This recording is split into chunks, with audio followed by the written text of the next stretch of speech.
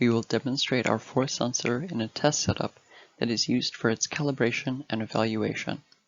It consists, in part, of interface electronics, a wireless microcontroller powered by a rechargeable battery, and a wireless link up to wherever the data is needed, in this case, a laptop.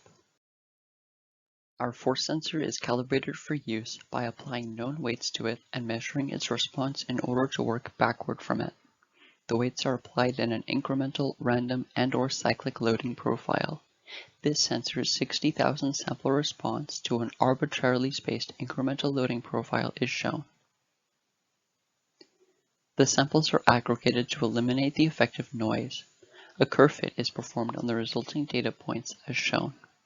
The simplest model that effectively describes the data is used, and its C++ code is automatically generated to be implemented on a microcontroller, which is also used for signal processing.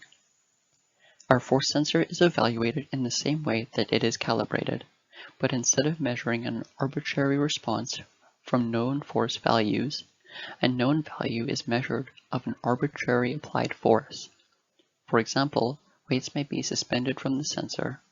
Impulse responses are filtered out. This is real data.